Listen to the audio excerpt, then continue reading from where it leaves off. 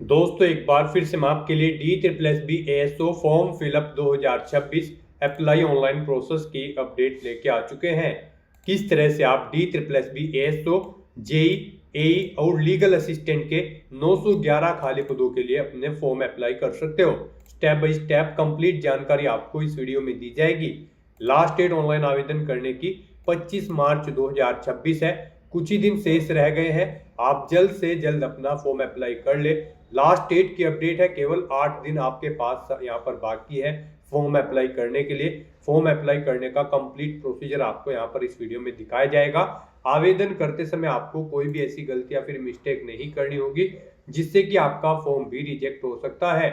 आप अंतिम समय का वेट न करें, आज ही से अपना फॉर्म अप्लाई कर ले। आप मोबाइल फोन, टैबलेट या फिर लैपटॉप किसी भी डिवाइस से अपना फॉर्म अप्लाई कर सकते हो। सेम तरह से आपका फॉर्म भरा जाएगा। अंतिम समय में फॉर्म भरते समय अगर आपके सामने कोई भी टेक्निकल प्रॉब्लम आ रही है तो उसका हल भी आपको इस वीडियो में मिल जाएगा। फॉर्म अप्लाई करते समय आपको कोई भी ऐसी गलती या फिर मिस्टेक नहीं करनी होगी जिसको करने से आपका फॉर्म रिजेक्ट हो सकता है। किन कारणों से आपका फॉर्म रिजेक्ट होता है, कैसे आप अपना फॉर्म रिजेक्ट होने से बचा सकते हो, पूरी प्रक्रिया आपको यहाँ पर दिखाई जाएगी।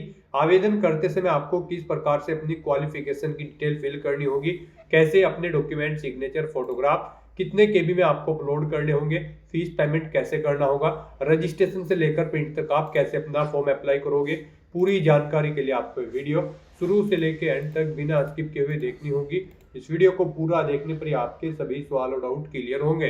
तो चलिए दोस्तों, बिना कोई वक्त गंवाए शुरू करते हैं DSSB new vacancy form fill up की पूरी जानकारी।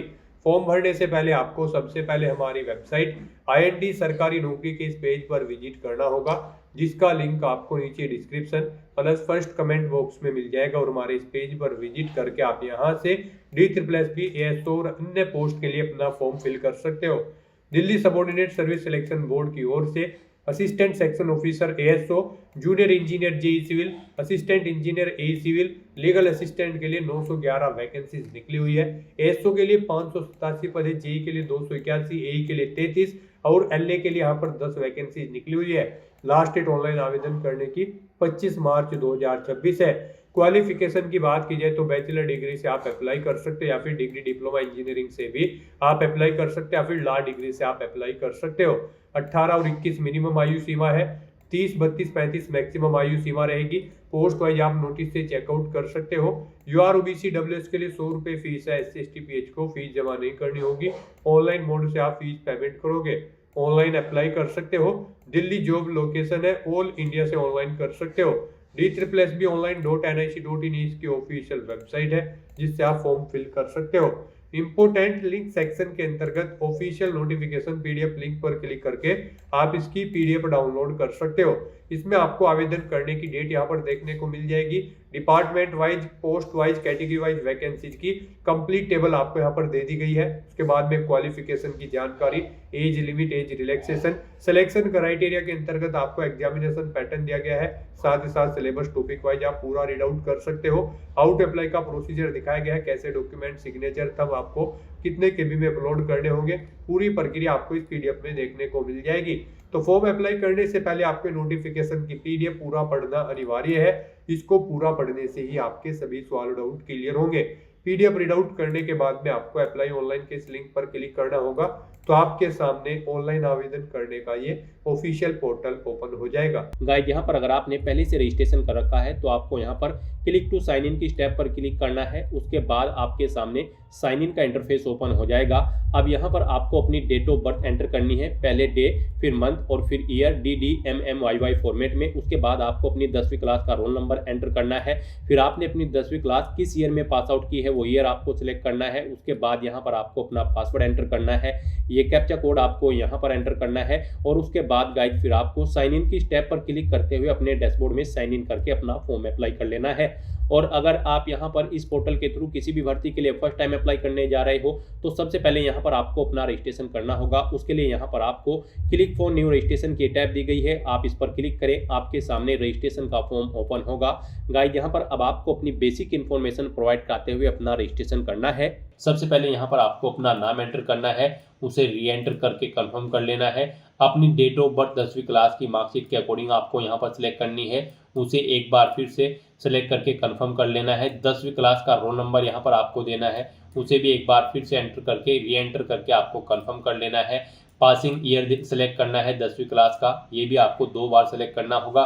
उसके बाद आपको अपना जेंडर यहाँ पर सिलेक्ट करना है, जेंडर भी आपको 2 बार सिलेक्ट करना है। फिर आपको आपकी नेशनलिटी यहाँ पर सिलेक्ट करनी है, अपने फादर का नाम यहाँ पर आपको देना है, उसे भी आपको 2 बार एंटर करना होगा। फिर यहाँ पर आपको अपनी मदर का नाम भी 2 बार एंटर कर देना है। अगर आप मैरिड हो तो अपने हस्बैंड या फिर वाइफ का नाम यहाँ पर आप एंटर करें, 2 बार यहाँ पर आपको एंटर करना होगा। मोस्टली यहाँ पर आपको सभी चीज़ें 2 बार एंटर करनी है कंफर्मेशन के लिए। तो उसके बाद आपको फिर यहाँ पर अपना मोबाइल नंबर एंटर करना है, उसे एक बार फिर से एंटर करना है। ईमेल आईडी भी आपको यहाँ पर 2 बार एंटर करनी होगी। फिर यहाँ पर आपको गेट ओटीपी के ऑप्शन पर क्लिक करना है। उसके बाद आपके मोबाइल और मोबाइल नंबर पर ओटीपी आएंगे, वो ओटीपी आपको यहाँ पर एंटर करके अपना मोबाइल नंबर और ईमेल आईडी को आपको वेरीफाई कर लेना है। उसके बाद यहाँ पर आपसे पूछा गया है कि यहाँ पर क्या आप अपना आधार कार्ड देना चाहते हैं आईडी प्रूफ के तौर पर। अगर चाहते हैं तो यस करें और फिर आप अपना आधार नंबर एंटर करें, उसे एक बार फिर से एंटर करके कंफर्म कर लें। और अगर आपके पास आधार कार्ड नहीं है तो यहाँ पर आप नो ऑप्शन सेलेक्ट करेंगे। फिर यहाँ पर कोई अन्य आईडी आप सिलेक्ट करेंगे, driving licence, PAN card, passport या फिर वोटर आईडी। और उसके बाद यहाँ पर आपको अपने आईडी का नंबर देना है, उसे एक बार फिर से यहाँ पर आपको री एंटर करना है। उस पर जो नाम अंकित है वो यहाँ पर आपको मेंशन करना है, उसे एक बार फिर से यहाँ पर आपको एंटर करना है।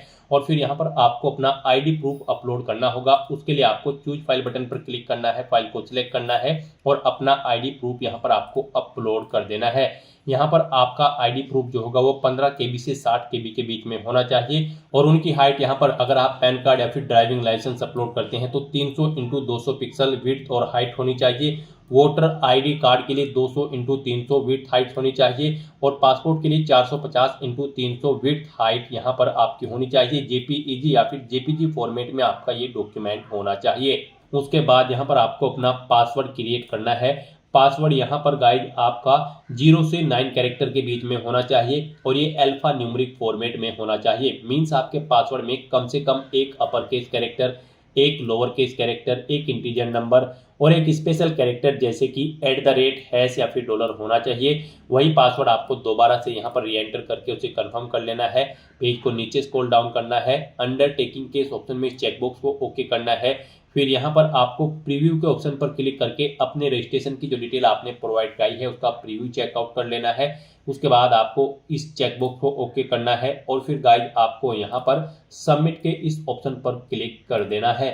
नेक्स्ट आपके सामने कुछ इस तरह से इंटरफेस होगा। यहाँ पर आपको एक रजिस्ट्रेशन नंबर प्रोवाइड कर दिया गया है। ये रजिस्ट्रेशन नंबर आपके रजिस्टर्ड मोबाइल नंबर और ईमेल आईडी पर भी सबमिट कर दिया गया है। आपको इसे केयरफुली नोट डाउन करके रख लेना है फ्यूचर यूज के लिए। यहाँ पर इस रजिस्ट्रेशन नंबर में आपकी डेट ऑफ बर्थ है, रोल नंबर है 10वीं का और पासिंग ईयर है 10वीं का। तो यहाँ पर आपको इस नंबर को केयरफुली नोट डाउन करके रख लेना है। और यहाँ पर गाइड अब आपको प्रोसीड के इस ऑप्शन पर क्लिक करना है। नेक्स्ट आपके सामने कुछ इस तरह से इंटरफेस ओपन होगा। अब गाइस यहाँ पर आपको क्लिक टू साइन इन की स्टेप पर क्लिक करना है। उसके बाद आपके सामने यहाँ पर साइन इन का डैशबोर्ड ओपन होगा। यहाँ पर आपको अपनी डेट ऑफ बर्थ एंटर करनी है DDMMYY फॉर्मेट में। उसके बाद आपको अपनी 10वीं क्लास का रोल नंबर एंटर करना है। 10वीं क्लास आपने कब पास आउट की है वो ईयर आपको सिलेक्ट कर लेना है। फिर यहाँ पर आपको अपना पासवर्ड एंटर करना है, जो पासवर्ड आपने क्रिएट किया है। ये कैप्चा कोड आपको यहाँ पर एंटर करना है। और उसके बाद गाइज आपको साइन इन के इस ऑप्शन पर क्लिक करके अपने डैशबोर्ड में साइन इन कर लेना है। लॉगिन करने के बाद आपके सामने आपका डैशबोर्ड कुछ इस तरह से शो होगा। अब यहाँ पर आपको आपके रजिस्ट्रेशन की डिटेल शो कर दी गई है। इनमें अगर आप कुछ मॉडिफाई करना चाहते हैं तो आप मॉडिफाई कर सकते हैं। और यहाँ पर अब आपको DSSS की भर्ती पर अप्लाई करने के लिए अप्लाई फॉर न्यू एप्लीकेशन के स्टेप पर क्लिक करना है। फिर यहाँ पर DSSS के पोर्टल पर करंट में जो भी भर्तियां चल रही हैं उन सभी की लिस्ट यहाँ पर आपको शो कर दी गई है। यहाँ पर फिलहाल legal assistant, assistant engineer civil, junior engineer civil और यहाँ पर असिस्टेंट सेक्शन ऑफिसर की पोस्ट के लिए भर्ती निकली हुई है। यहाँ पर आप 25 मार्च 2026 तक अपने फॉर्म अप्लाई कर सकते हो। तो यहाँ पर आप जिस भी पोस्ट के लिए अप्लाई करना चाहते हैं उसके सामने आपको यहाँ पर अप्लाई की टैब दी गई है। आप अप्लाई नाउ के ऑप्शन पर क्लिक करते हुए आप जिस भी पोस्ट के लिए अप्लाई करना चाहते हैं अप्लाई कर सकते हैं। अप्लाई नाउ के ऑप्शन पर क्लिक करते ही यहाँ पर आपका फॉर्म स्टार्ट हो जाएगा। आप जिस भी पोस्ट के लिए अप्लाई करना चाहते हैं यहाँ पर आपको आपकी कुछ पर्सनल डिटेल ऑटोमेटिकली फिर मिलेगी जो आपने रजिस्ट्रेशन टाइम पे प्रोवाइड कराई थी। आपको इन्हें चेकआउट करना है और उसके बाद यहाँ पर आपको अपना प्रेजेंट एड्रेस एंटर करना है। यहाँ पर आप पिन कोड के साथ अपना प्रेजेंट एड्रेस एंटर करें। उसके बाद आप अपना परमानेंट एड्रेस यहाँ पर एंटर करें और अगर आपका परमानेंट एड्रेस आपके प्रेजेंट एड्रेस के अकॉर्डिंग सेम है तो आप यहाँ पर इफ सेम चेक आप इस चेकबॉक्स को ओके कर देंगे। ऑटोमेटिकली आपका परमानेंट एड्रेस आपके प्रेजेंट एड्रेस के अकॉर्डिंग यहाँ पर फिल हो जाएगा। उसके बाद यहाँ पर आपको अपनी कैटेगरी सिलेक्ट करनी है, आप जिस कैटेगरी से बिलोंग करते हैं। अगर आप रिजर्व कैटेगरी से बिलोंग करते हैं तो यहाँ पर आपको अपना कास्ट सर्टिफिकेट नंबर देना है। किस डेट को इशू हुआ है वो डेट आपको सिलेक्ट करनी है।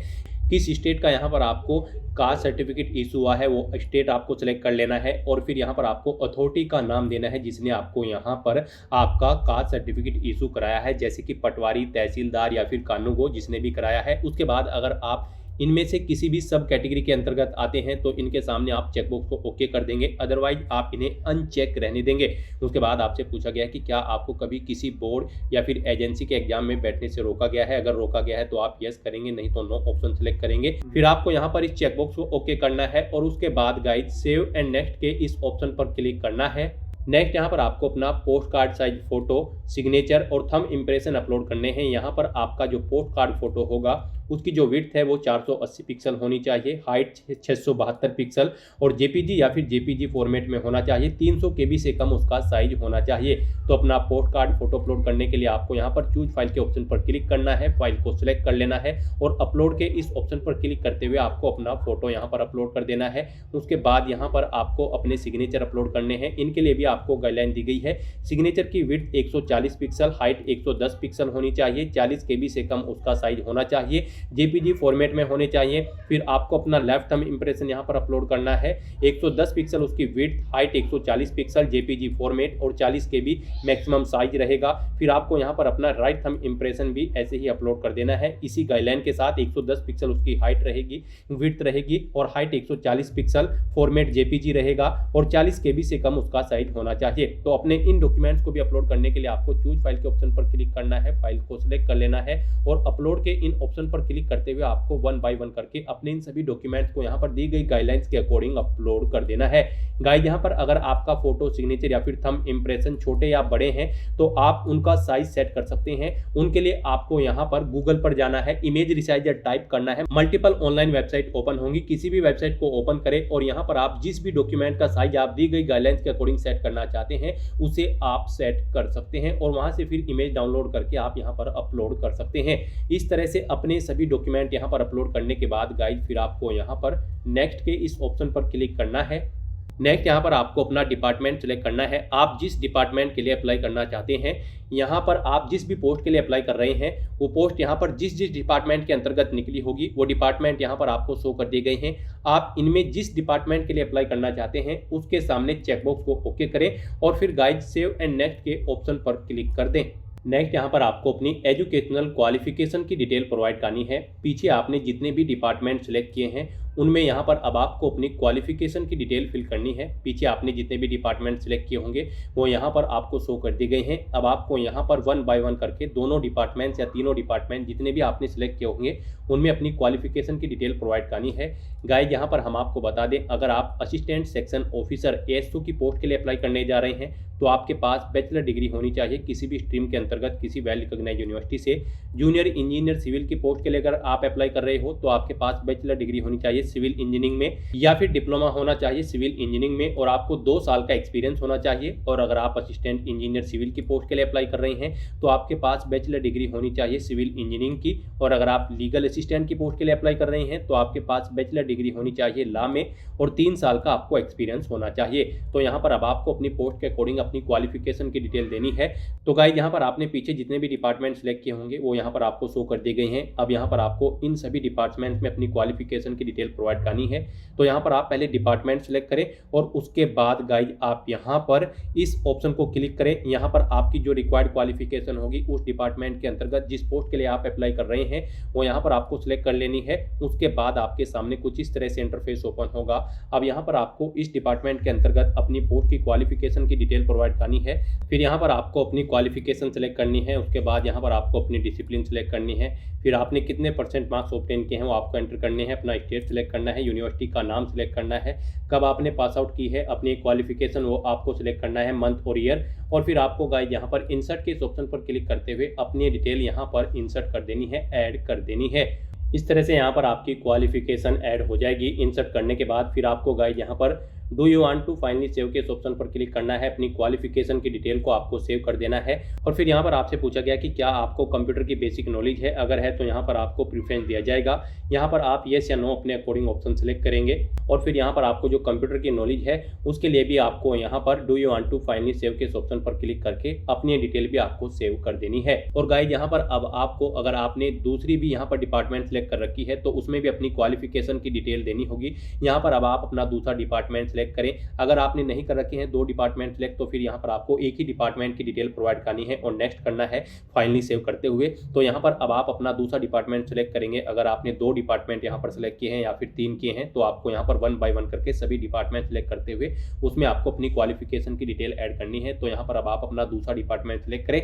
और फिर यहाँ पर आप bachelor degree from a recognised university, यहाँ पर आपके इस डिपार्टमेंट में भी इस पोस्ट पर अप्लाई करने के लिए जो भी रिक्वायर्ड क्वालिफिकेशन होगी वो आपको शो कर दी जाएगी। आप इस चेकबॉक्स को ओके करेंगे और यहाँ पर भी आप अपनी क्वालिफिकेशन की डिटेल देंगे। यहाँ पर भी सबसे पहले आपको अपनी क्वालिफिकेशन सेलेक्ट करनी है, डिसिप्लिन सेलेक्ट करनी है, परसेंटेज देनी है, अपनी कितने % मार्क्स आपने ऑब्टेन किए हैं, स्टेट आपको अपना सेलेक्ट कर लेना है। फिर आपको बोर्ड या यूनिवर्सिटी का नाम सेलेक्ट कर लेना है अपनी स्टेट के अकॉर्डिंग। उसके बाद यहाँ पर आपको पासिंग मंथ और ईयर सेलेक्ट करने हैं। और फिर गाइज आपको यहाँ पर इंसर्ट के इस ऑप्शन पर क्लिक करते हुए अपनी ये क्वालिफिकेशन की डिटेल भी यहाँ पर इंसर्ट कर देनी है, ऐड कर देनी है। फिर आपको यहाँ पर do you want to finally save के इस ऑप्शन पर क्लिक करना है। और फिर गाइज आपको नेक्स्ट के इस ऑप्शन पर क्लिक करना है। नेक्स्ट यहाँ पर आपको आपके एप्लीकेशन फॉर्म का पूरा प्रीव्यू शो कर दिया गया है। आपको सभी डिटेल्स केयरफुली चेकआउट करनी है। इस पेज को नीचे स्क्रॉल डाउन करना है। यहाँ पर अगर कोई मिस्टेक है तो आप edit personal detail, edit photo signature, LTI and RTI, edit qualification and experience के इन ऑप्शन पर क्लिक करके आप पर्टिकुलर सेक्शन में एडिट कर सकते हैं और अपनी डिटेल्स ओके कर सकते हैं। और अगर यहाँ पर कोई मिस्टेक नहीं है तो बस गाइड अब आपको यहाँ पर डिक्लेरेशन में इस चेकबॉक्स को ओके करना है और इस चेकबॉक्स को भी ओके करना है। और फिर आपको यहाँ पर सबमिट फाइनल एप्लीकेशन के इस ऑप्शन पर क्लिक कर देना है। इस तरह से यहाँ पर आपका एप्लीकेशन फॉर्म सक्सेसफुली सबमिट हो जाएगा अगर आप रिजर्व कैटेगरी से बिलोंग करते हैं। और अगर आप अनरिजर्व कैटेगरी से बिलोंग करते हैं तो फिर यहाँ पर आपको पहले 100 रुपये एप्लीकेशन फीस के रूप में जमा कराने होंगे, जो कि आप debit card, credit card, net banking या फिर UPI के माध्यम से जमा करा सकते हो। यहाँ पर आपका फॉर्म सबमिट हो जाएगा अगर आप रिजर्व कैटेगरी से बिलोंग करते हो। फिर आपको यहाँ पर स्टेटस के इस ऑप्शन पर क्लिक करना है। उसके बाद यहाँ पर आपको पोस्ट सेलेक्ट करनी है जिस पोस्ट के लिए आपने अप्लाई किया है। और उसके बाद यहाँ पर आपको सबमिट के इस ऑप्शन पर क्लिक करते हुए अपने एप्लीकेशन फॉर्म का स्टेटस चेकआउट कर लेना है कि यहाँ पर आपका फॉर्म सक्सेसफुली सबमिट हो चुका है या फिर नहीं। और फिर गाइड आप यहाँ पर ऐसे ही प्रिंट के इस ऑप्शन पर क्लिक करके, प्रिंट एप्लीकेशन के इस ऑप्शन पर क्लिक करके अपने एप्लीकेशन फॉर्म का एक हार्ड कॉपी प्रिंट आउट ले सकते हो फ्यूचर यूज के लिए, फ्यूचर रेफरेंस के लिए। तो दोस्तों ऐसे आप DSSB की इस भर्ती के लिए अपने फॉर्म अप्लाई कर सकते हो बिना कोई मिस्टेक किए हुए। आज की इस वीडियो में बस इतना ही। आई होप ये वीडियो आपको पसंद आई होगी। अगर पसंद आई हो तो इसे लाइक और शेयर करें। चैनल पर नए हो तो इसे सब्सक्राइब कर लें। Thanks for watching.